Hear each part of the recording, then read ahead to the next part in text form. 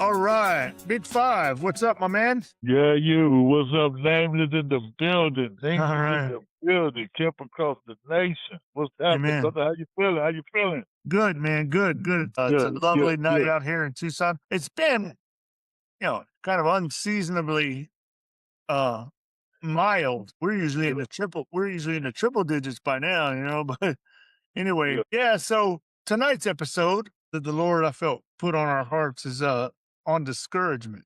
yeah, I think that's one of the devil's biggest tools that he uses against us is discouragement. And he has so many things that he uses against us: discouragement, distraction, doubt, fear, all this stuff. But tonight's episode is on discouragement yeah, because it's so easy for us Christians to get discouraged and in life and where we think we should be and how we see. I'm just going to say it like this, at least from my point of view, and I'll ask your opinion on it. As a man, especially as a family man with a family and people, I feel like it's as men we desire to feel in control of the situation, and I feel like when we don't, because God is ultimately in control, but when we don't feel that control, when we because there's things in life we just can't control, but I think that can lead to that down that path of discouragement because we feel like we should be somewhere where we're further along than we are and whatnot. I before we started recording, I mentioned that I was going to pull up a Tony Robbins uh quote, and whatever you feel about Tony Robbins, he does say one thing that really sticks to me. He said that he teaches that discouragement comes from not being where you thought you'd be, and it's yeah, caused by a mismatch between your blueprint, your expectations of how life should be, and where you really are in reality. And I think that's so true, because we think, especially as we get a little bit older in age, we think, man, I should be this way. I thought how many times have we said to ourselves, man, I thought I'd be further along. I thought whether it be in our job or our mentalities and our maturity level, spiritual and whatnot. And it's so easy for us to worry about those things and get discouragement. What do you think? you got four causes of discouragement, man. They call it the four F's. Mm. Call it the failure, they call it the frustration, they call it the fatigue, and they call it the fear. Oh, yes. The four L's, man: the fear, the frustration, the fatigue, and the frustration, man. So it's normal. It's for humans to feel discouraged, man. You're gonna feel some type of discouragement, and because, like you say, man, it might be something that you're dealing with, you're going through your job or whatever, man, and you feel you're supposed to be further in life than you are. Right. And that can discourage you. That can discourage you so much Yeah. until it puts you in a depressive state, you Yes. know, because you feel like you're supposed to be here. Right. You know what I'm saying? Because of all the work that you put in to get to Yes. that place that you want to be. You know what I mean? But I look at it like this too, man. What you might be you probably want to do something that you want to do. Yes. And That's a God, good point. and God probably have a different plan Yeah. for you. Although you exert all that energy in doing what you want to do, and it's not going the way that you want it to go, Yes. it might be because God has a different plan for you. You know what they say, you want to make God laugh, tell him your plan. Yes, indeed. I was thinking the same thing. tell, tell, tell him your plan. So now you're frustrated because your plans are not going the way that you want them to go, Yes. or you didn't put so much effort in it, and it's not going the way that you thought it should go. So Yes. it frustrates you, it beats you down. You know what I'm saying? And so now you're so down to where you discouraged. Yeah. You're discouraged about it. You're in a hole about it. You know what I Right. mean? You like, I did put all of my energy and efforts into this, Yes. and I'm still not where I want to be. Right. You know what I mean? So now, because you're frustrated, you become depressed. Right. You know what I mean? It's not so. And now, once you become depressed brings isolation. Yes. Depression brings isolation. So now that you're isolated, you don't have no community. There's nobody ministering to you, somebody talking to you, because you're Yes. by yourself. You know what I'm saying? And when you're by yourself, you're not going to hear what you really need to hear. because you just Yes. in that little state, in that little corner by yourself Yeah. and not, you know what I'm saying, and moping and complaining about what should have been. Yeah. You know, Y- iron sharpens iron, but not if it's just Yeah, iron. It's not iron yeah, sharpens, it's yeah, iron sharpens iron. So to yeah, that, and to get to go in a little bit on what you said as well, the Bible calls it says that Satan goes around like a roaring lion. Well, if you watch, those nature shows, what does the lion do? He chases the pack until one breaks off and becomes isolated, and that's the yeah, one to go after. And, yeah, and that's yeah, what yeah, that's what his goal is, I think, because like you said, it goes down a slippery slope. You can even get mad at God, like you'll because we have these plans in our mind, like you said, that we think, oh, I should be here, and this is how I'm going to do it, and it sounds right to us, and whatever else. But man, our God's plans are way so much more than we have for ourselves, and I think He knows us so much that I heard one of my pastors one time say this. He said when he first became a Christian, he first felt like he was getting called to the ministry. He was talking to God, and he said, God, he said, I don't want to go be a missionary to China or whatever, right? And God told him in that still small voice, I know, I'm not going to send you there. You know what I mean? yeah, And that's not to say that God won't ask us to do things that are hard or that we may not want to do, but yeah, God knows us better than ourselves. He knows that if Jude is going to be miserable, living in Alaska ministering to these people, he's not going to send you there yeah, yeah. because you're not going to be effective. As somebody who loves Alaska, loves that, oh man, I love the outdoors. I wish it was me going up there. You know what I mean? And Yeah, so, you see, it's all about recognizing who you are, man. yeah, Recognizing your life. See, discouragement, it don't really necessarily mean that you're doing stuff wrong. You know what I right, mean? It's just that you might not be doing it the right way at the time. You might be right, doing it the wrong way. You know what I mean? yes, At that time, see, if you try something new, a new approach to it, then it can work.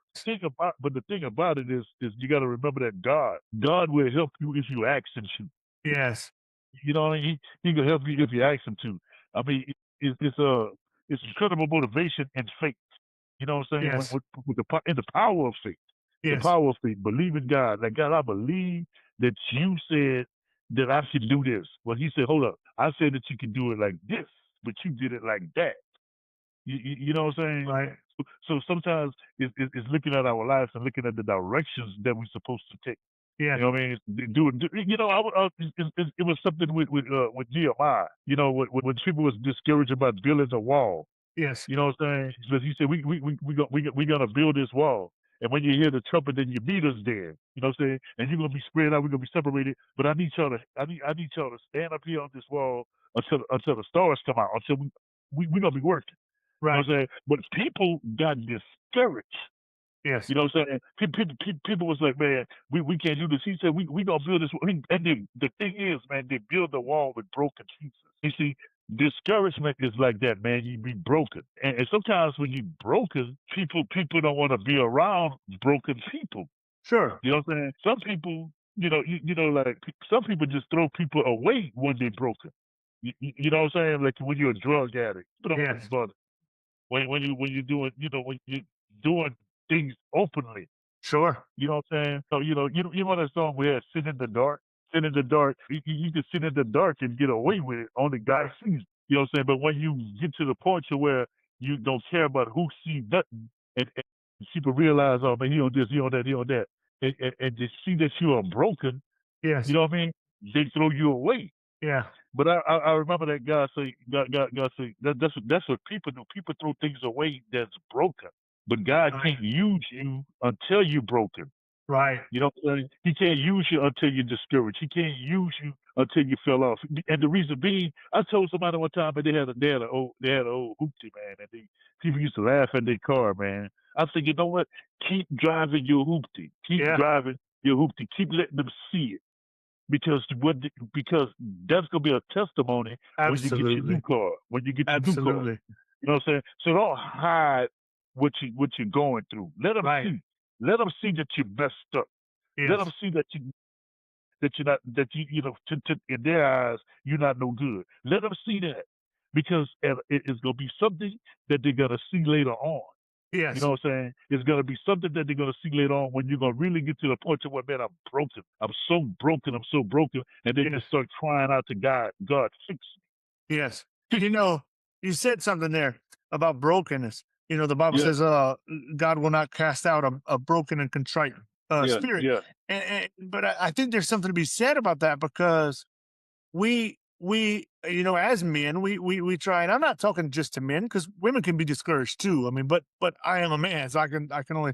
But as a man, I have these plans and whatever, and these ideas of how I think it should go, and when it doesn't, sure, that breaks me. But I remember I remember one time when I was a brand new Christian. I'm talking about brand new Christian. Um, I I remember trying to be perfect, and in the sense of it would get me not necessarily discouraged per se, or not a deep discouragement, but I remember that there came a point where because I couldn't be perfect. Who can, right? yeah, And I'm not talking about an egregious sin necessarily, but I just would get so down on myself because I'd cursed a lot and whatever else, and I'd almost beat myself up to the point in mentally because of it. And then I remember getting in prayer and being a broken, contrite person yeah, and falling on my face before God. And this was when I was really a brand new Christian, and understanding that the not the expectation, but uh the goal of heaven is you must be perfect. Well, that's the go back to salvation. We can listen to that because in order to get to heaven, one must be perfect. Well, we can't yeah, be. That's why Jesus had to come and everything else. But my point is that I remember as a young Christian, I got so tired of not being perfect that I fell on my face one time before God and I said, God, I can't do this. I can't do this. And talking about not being able to be perfect, not being able to be sinless. And I was so, I mean, maybe even weeping. I just, I can't do this. And I just remember that still small voice in me. God spoke and said, I know. And it was, I say yeah, that, yeah, I say that but to say that brokenness, that's when God can finally say, yeah, okay, okay, I'm going to step in. And, I used to work for a company and, we used an online accounting software, and that's all I'm gonna say because I'm not gonna put it out there. But I used to work for this company for a long time, and I was a tech support. And it was people would come in and they would want you to reconcile their books. And in a sense, symbolically, what they would do because it was online, but symbolically, it was as if they took a shoebox of receipts and dumped it on your desk and said, "Okay, fix it." And that's kind of how we come to God, but God is the ultimate fixer because God can be like, once you come to him broken, that's my point, right? yeah. Once you get to Brokenness. that state brokenness and say, okay, God, I can't do it. Now he can say, okay, now finally, yes, I can You, finally work with that. Because you know, because you if know, you're not that way, if you're not that way and you're full of pride, then you go the other way and you're like, I don't need God. I got yeah. this. When you're saying that, I mean, for God have not given you the spirit of fear, of a sound mind, love of a sound mind. Yes. And he said, if you listen to this here, if you resist the devil, he shall flee. Right. What about if you resist discouragement? That's good. If you just resist discouragement, if you fight back, if you say discouragement is a choice, I don't have to feel this way. It's up to me. It's up to me to feel this way. I'm allowing myself to feel discouraged. Yeah. You know what I'm saying? I'm allowing myself to feel this way. No one is forcing me to feel bad. You know what I'm Right. saying? So no one's gonna say, "Hey, man, feel bad. I want you to feel Right. bad today." You Right. know what I'm saying? No one is forcing you to feel bad. So if I resist discouragement, like if I resist Satan and he gonna flee from me, if I resist discouragement, it's gonna lead me too. Yeah, that's good. That's good. You know what I mean? So And how do we I gotta resist it Yeah, and how do we do that? By by knowing fighting who back, by fighting Well, back, by fighting by back, but fighting back. but Yeah, but but by knowing who God says we are. yeah, Because and that could be another episode down the road. Who does God say we are? I like that topic too. But by finding out who God says we are, and of course that takes discipline and everything. We've talked about yeah, that. But getting in the word and finding out, God says I'm this. So when I feel like I'm this, because we live by faith and not by yeah, sight. Yeah, yeah, right? yeah, And faith is yeah. that not that we deny reality, but faith is that, look, I don't care what it looks like. I know what God said. And that's what I'm getting at. You're gonna feel discouragement. You're gonna feel like, man, I'm a loser. Man, I'm da da da. Man, I'm a failure. But that's not what God says. You know what I mean? What does God say? You see, the thing is, you gotta try your hardest to do what's right, in spite of your feelings. You know what I mean? So no feelings last forever. Right. No feelings last forever. And God never calls us to become discouraged. That's not the call. He don't cause us to become discouraged. He might allow some circumstances, some circumstances that will allow that would be difficult in our life. Sure. He gonna let that, but the end of it, he gonna get the glory out of whatever. That Absolutely. Like the that guy with the hoopty. he gonna get the glory, man. God is responsible for all things that causes discouragement. He not. You know what I'm saying? He's not responsible for what causes discouragement. Sure. Sure. And the circumstances, he said, I want to see, because sometimes he puts you in a circumstance to test your faith, to Right. see how you gonna do in this circumstance. Will you resist discouragement, or will you allow this circumstance to discourage you more than it's supposed to? You know what I'm Right. saying? Right. Absolutely. You can look at a situation and say, "Man, I don't know if I can make it. I don't know." But you see, you say, "I'm not gonna bring you to a place to where I'm not gonna be there with you." Right. Right. You know what I mean? If I Right. called you to do it, then man, I'm there with you. If I give Right. you a vision, if I give Fred a vision, then I mean I'm gonna give Fred the provision to Right. go through this. You're not gonna Right. just Right. be there. So all right, so now what I gotta do? I gotta resist this. You completely froze up on me, Jude. I don't know if you can hear me anymore, man. You are frozen up. Hey, I can't hear you. Hey, can you hear me? Yeah, yeah, yeah, Yeah, yeah, you yeah. froze. I'm sorry, man. You froze up right there. You froze up. Yeah, yeah, yeah, yeah, yeah, yeah. Yeah, We'll I was saying that. I we'll was edit saying that. that. But Yeah, I was saying that God not gonna put more on you than you can bear. yes, If He said, "Hold up, man, this is where I want you to go, and this is where I need you to go," and, yes, especially when you say, "God, send me, right, send me." Some places God gonna send you, you might not be ready to go. right. You know what I'm saying? But That's a because you said, dangerous "Send prayer, me," but yes, uh huh, yeah, but because you said, "Send me," you're gonna be discouraged about going. You right, know what I mean? Because I need you to go. I need you to go where they got nothing but heathens at. right, I need you to go. I don't need you to go to the church. right, I need you to go on the block right. where they carrying guns. I need you to go to Shreveport, Louisiana, where this man shot all his kids. Man, how sad. Hey, I'll You, tell you know you. what I'm saying? Yeah, And to that point, I don't care. I'm gonna just say it like this because it's not. If I say who said this, people that are listening are going to get caught up on who it was. So I'm not going to say who it was. I'm just going to say there was a pastor, a well-known TV pastor. At one time, he said that you're asking God to move you into this amazing career or whatever because you're flipping burgers at McDonald's. He said, yeah, he said, but how did you know that God didn't put you right there flipping burgers at McDonald's so that you could be the light in the salt in that McDonald's and get all yeah, those people saved? You know what I mean?